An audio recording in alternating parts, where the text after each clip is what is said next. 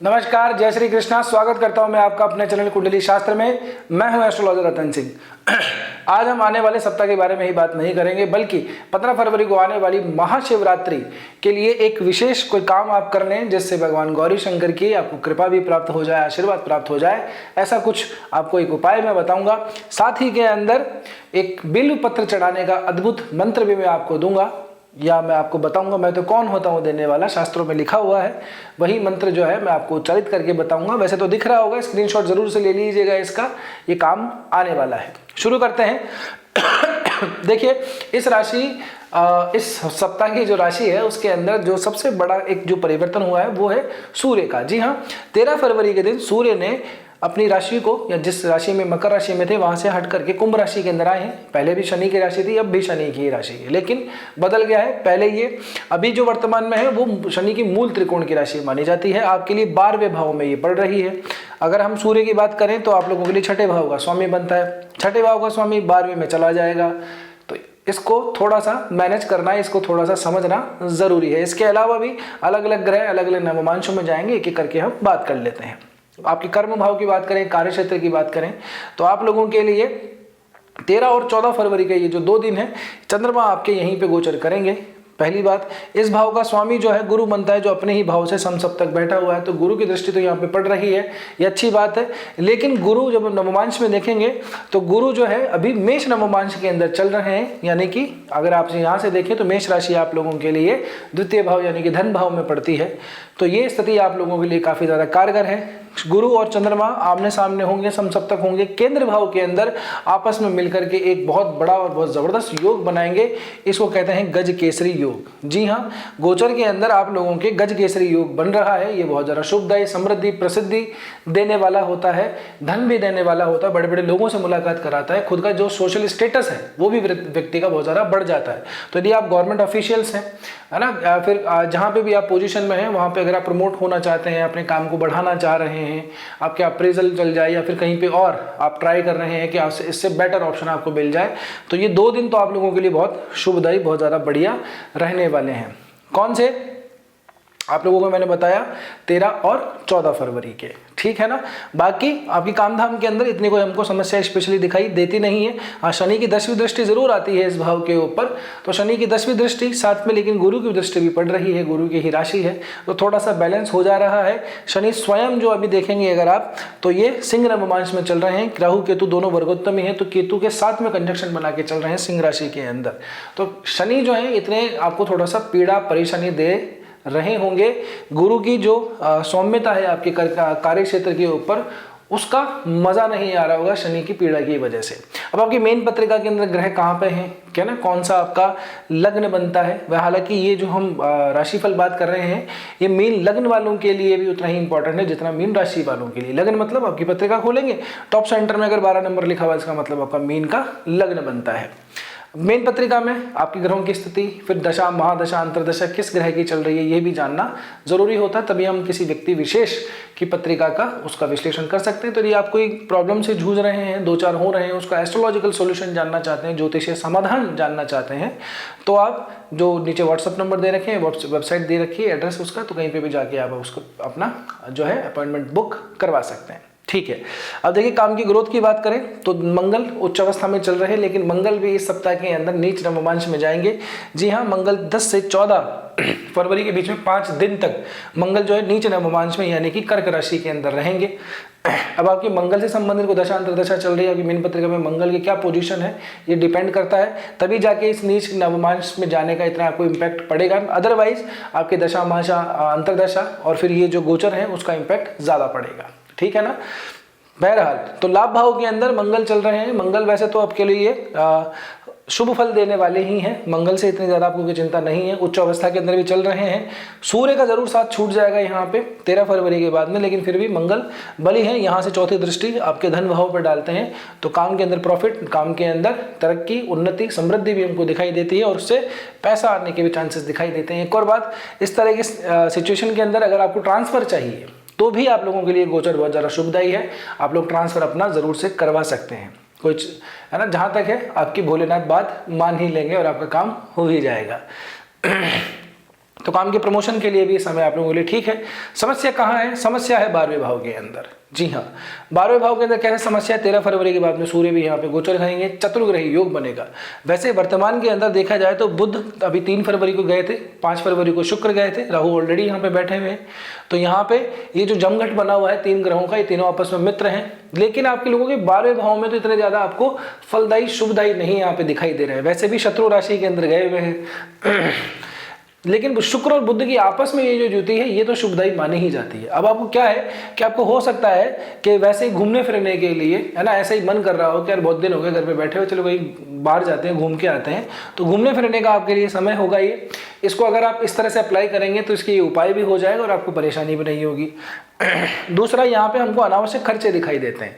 एक बात का विशेष ध्यान रखिएगा, क्योंकि छठे भाव के जो स्वामी हैं वो सूर्य हैं, वो भी 12वें के अंदर जाएंगे, समसप्तक होंगे अपने भाव से। और केतु यहाँ पे ऑलरेडी पॉजिटिव है, राहु केतु दोनों वर्गोत्तमी है। वर्गोत्तमी का अर्थ अगर नवमांश में देखेंगे तो सेम राशि के अंदर मिलेंगे, तो इसका मतलब ये ग्रह वर्गोत्तमी हो रहा है। तो जो लोग स्टॉक मार्केट में काम करते हैं, जो लोग ट्रेडिंग वगैरह करते हैं, डेली रूटीन के अंदर काम करते हैं, या फिर और भी कई तरह के जो प्लेटफॉर्म्स हैं उसके ऊपर अपना भाग्य आजमाते हैं, तो उन लोगों के लिए गोचर बिल्कुल ज़्यादा शुभदायी नहीं है। तो अनावश्यक रूप से या फालतू दिमाग लगा करके अगर बहुत बड़ा अमाउंट डाल देंगे या पैसा डाल देंगे तो आपके लिए खतरा ये है, ये खर्चे होने का समय है। अनावश्यक इधर उधर से उधार करके तो बिल्कुल भी काम नहीं करना, नहीं तो किसी ऋण के जाल में आप फंस सकते हैं। खर्चा मीठा आएगा, मतलब आप उसको रोक नहीं पाएंगे। अभी का जो समय है मीठे खर्चे का समय है। और 5 फरवरी के बाद में आप लोगों ने महसूस भी कर लिया होगा कि यार हाथ से पैसा फिसलता ही जा रहा है, रुक नहीं रहा है, ठीक है ना।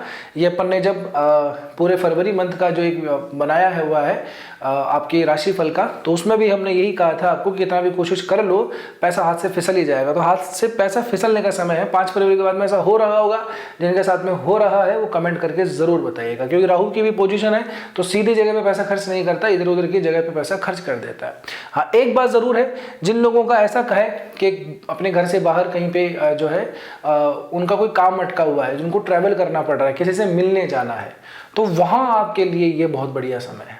कैसे? आप क्या है अपनी बातों के अंदर सामने वालों को घोल लेंगे, कहते हैं ना वो बोतल में उतारने वाली बात। तो आप क्या है सामने वाले को बोतल में उतार लेंगे, अपने जो काम है अटके हुए वो जरूर निकलवा लेंगे। तो आपके अगर व्यापार से संबंधित आपका कोई काम है जो अटका हुआ पड़ा है, जिसके लिए आप लोगों को बाहर जाना है, आपके काम से संबंधित ही है वो भी, तो भी आप बाहर जरूर से यात्रा कीजिए, यात्रा आपके लिए शुभदायी होगी। सूर्य जब यहाँ पे चले जाएंगे, कोशिश कीजिएगा 13 फरवरी से पहले जाएं, और 13 फरवरी के अगर बाद जाते हैं तो थोड़ा सा ऐसा हो सकता है कि थोड़ी रुकावट आपकी यात्रा में आ सकती है। और वैसे भी इस समय पे क्या है कि थोड़ा सा आप लोगों को जो सीनियर हैं, जो बॉस हैं, वहाँ से थोड़ा सा डिसिप्लिनरी एक्शन हमको दिखाई देता है। जो गवर्नमेंट के अंदर है वो अपने उस तरह से समझें, अपने सीनियर अपने बॉस से कोई आप लोगों के चेकिंग के लिए आ सकते हैं, फ्लाइंग के लिए आ सकते हैं। जो बिजनेस वगैरह भी करते हैं उनको भी थोड़े से अपने गवर्नमेंट डॉक्यूमेंट्स वगैरह थोड़े से पूरे रख लेने चाहिए। नहीं तो हो सकता है कि आपको कुछ छोटे मोटे एक डॉक्यूमेंट्स कागज़ की वजह से सरकार की तरफ से कोई नोटिस वगैरह आ जाए, कोई आपकी जो है इंस्पेक्शन करने आ जाए, तो इन चीज़ों को ध्यान रखिएगा। खासकर ऐसे समय में जब होता है जिनके पास में लेबर वगैरह अच्छे खासे तरीके से काम करती है, या फिर ऐसे लोगों के साथ में होता है जो फूड वगैरह का काम करते हैं, रेस्टोरेंट वगैरह चलाते हैं, तो उन लोगों को थोड़ा सा ध्यान रखना है, ठीक है ना। और आपका अकाउंटिंग का, ऑडिटिंग का, है ना, इस तरह का कोई काम है, चार्टर्ड अकाउंटेंट फॉर्म वगैरह चलाते हैं आप लोग, या डिजिटल मार्केटिंग करते हैं, कंटेंट क्रिएशन करते हैं, आपके पास में 10-15 लोगों की टीम है, तो थोड़ा सा सावधान हो जाइए। कुछ जो भी सरकारी कागज होते हैं थोड़ा सा उनको पूरा कर लीजिए, नहीं तो आप लोगों को थोड़ा सा दिक्कत आ सकती है। और जिन लोगों के साथ में आई है तो वो जरूर कमेंट करके बताइएगा, ठीक है ना। बात करें रिलेशनशिप की, तो रिलेशनशिप के मामले के अंदर तो मैं आपको कहूंगा कि शुरुआत में तो थोड़ा सा मामला खराब है। कैसे? 10 से लेके 12 जो फरवरी के 3 दिन है, चंद्रमा बैठे तो नवम में है लेकिन नीच अवस्था के अंदर। अब ये अजीब सी स्थिति हो जाती है, भाग्य भाव के अंदर पंचम का स्वामी और नवम में चला जाए, बहुत बढ़िया राज होगी, लेकिन जब नीच के होके चले जाते हैं तो बड़ी दिक्कत सी हो जाती है। ऐसी स्थिति के अंदर व्यक्ति को क्या है कि किस्मत की साइड के काम जो है वो अट्रैक्ट करते हैं, पुश तो करते हैं, इवेंट आते हैं लाइफ के अंदर, लेकिन उसका काम नहीं बनता है। तो अगर ऐसा कोई काम है जो आपको अपनी, जैसे खास करके मैं ये बात कहूँ कि आपको अपने मन की बात कहनी है, क्योंकि 14 फरवरी को नव युवक युवतियों के लिए बहुत अच्छा दिन आता है, वो वैलेंटाइंस डे बनाते हैं, बढ़िया है। तो अगर ऐसा कोई है आपको अपनी मन की बात कहनी है तो 14 फरवरी का दिन ही चुनिएगा। 10 से लेके 12 के बीच में अगर कोई काम कर लेते हैं तो थोड़ा सा हो सकता है कि आपको परेशानी आ जाए। दूसरी बात, अपने पिताजी से का भी सेहत का थोड़ा सा ध्यान रखिएगा, उनका भी, ठीक है ना।